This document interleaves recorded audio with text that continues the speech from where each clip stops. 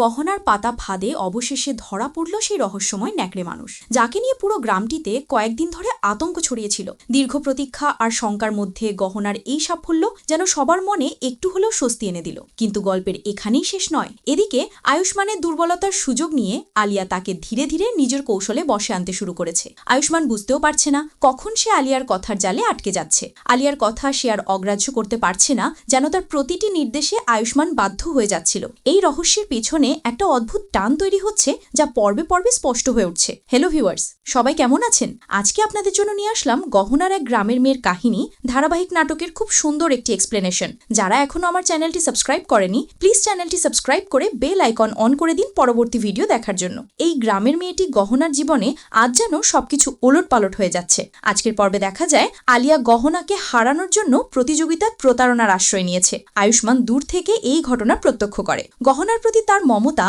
আর ন্যায়বোধ তাকে ক্ষিপ্ত করে তোলে। হঠাৎ করেই সে নিজের নিয়ন্ত্রণ হারিয়ে ফেলে এবং ন্যাকড়ে মানবের ভয়ঙ্কর রূপে রূপান্তরিত হয়ে আলিয়ার ওপর ঝাঁপিয়ে পড়ে। এমন রূপ দেখে আলিয়ার চোখ ভয়ে বিস্ফারিত হয়ে যায়, গলার স্বর রুদ্ধ হয়ে যায়। আয়ুষ্মান রাজে অগ্নিশর্মা হয়ে ধীরে ধীরে আলিয়ার দিকে এগিয়ে যেতে থাকে। ঠিক তখনই পেছন থেকে একটি চিৎকার, দাদা কি করছিস তুই? এই চিৎকারটা আয়ুষ্মানের ছোট ভাইয়ের। মুহূর্তের মধ্যে সেই আওয়াজে পরিবেশটা কেঁপে ওঠে। উপরতলা থেকে ভেসে আসে জেঠির চিৎকার। পুরো বাড়িটা থমকে যায়। গহনা অবাক হয়ে বলে, এটা তো জেঠির চিৎকার, উনার ঘর থেকেই আসছে। সবাই একসাথে ছুটে যায় জেঠির ঘরের দিকে। দরজা খুলতেই চোখে পড়ে ভয়াবহ দৃশ্য। জেঠি অচৈতন্য অবস্থায় মেঝেতে পড়ে আছে, মুখটা ফ্যাকাশে, হাতে লাল দাগ। সবাই মিলে তাকে বিছানায় তোলার পর গলা শুকিয়ে আসে। জেঠিকে জিজ্ঞেস করা হয় কি হয়েছে। জেঠির কাপা কাপা গলায় উত্তর, একটি ন্যাকড়ে মানব আমার উপর হামলা করেছিল। এই কথা শুনে সবাই স্তব্ধ হয়ে যায়। গহনাই প্রথম বলে ওঠে, দেখেছো, আমি বলেছিলাম না ন্যাকড়ে মানব। এরপর গহনা জেঠির কাছে গিয়ে বলে, জেঠি তুমি কি তাকে দেখেছো? জেঠি কাঁপতে কাঁপতে বলে, হ্যাঁ দেখেছি, ঠিক এই ঘরের ভেতরেই ছিল, আমার উপর ঝাঁপিয়ে পড়েছিল। গহনা চমকে গিয়ে ডাক্তার ডাকার জন্য বলে। জেঠির হাত থেকে রক্ত পড়তে দেখে আয়ুষ্মান নিজের ভেতরে এক অজানা ঝড় অনুভব করে। মনে মনে ভাবে, কি হচ্ছে আমার? রক্ত দেখলে আমি এমন অস্থির হয়ে যাই কেন? এটা কিছুতেই স্বাভাবিক না। আলিয়া সেই মুহূর্তে সবটা বুঝে ফেলে। আয়ুষ্মানের শরীরে ন্যাকড়ে মানবের প্রভাব পড়েছে। সে তৎক্ষণাৎ আয়ুষ্মানকে সবার চোখের আড়াল করে একটি ঘরে নিয়ে যায়। আয়ুষ্মান আয়নার সামনে দাঁড়িয়ে নিজের প্রতিচ্ছবি দেখে অবাক। সে ফিসফিস করে বলে, আমি এত পরিবর্তিত হচ্ছি কেন?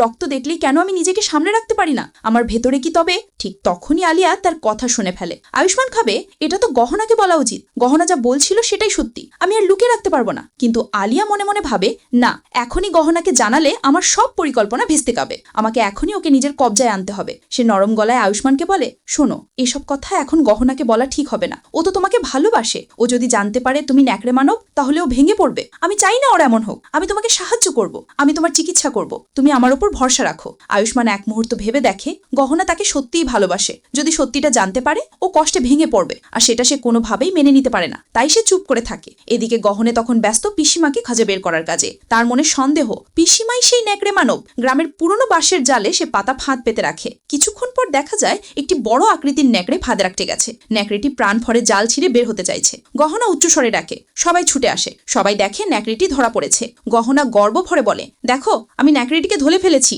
সবাই অবাক। আয়ুষ্মান কাছে গিয়ে বলে, এটা ন্যাকড়ে? গহনা বলে, হ্যাঁ, এটা ন্যাকড়ে, কিন্তু সাধারণ ন্যাকড়ে নয়। এটাই হচ্ছে পিসিনা। আমি কিছুদিন ধরে ওর আচরণে অদ্ভুত কিছু লক্ষ্য করছিলাম। এই কথা শুনে সবাই চমকে যায়। আয়ুষ্মানের বাবা রাগে চোখ বড় বড় করে গহনাকে বলে, তুমি কি পাগল হয়েছ?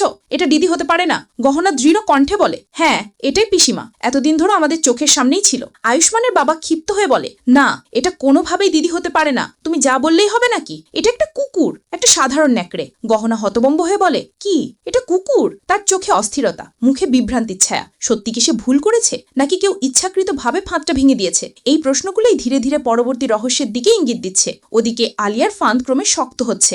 আয়ুষ্মান নিজের মধ্যে দ্বন্দ্বে ভুগছে। সে জানে গহনা তাকে সত্যিই ভালোবাসে, কিন্তু তার ভেতরের ন্যাকড়ে মানবের রহস্য যদি গহনা জেনে যায়, তাহলে সবকিছু ভেঙে পড়বে। আর আলিয়া এই দুর্বলতাকে ব্যবহার করছে নিজের স্বার্থে।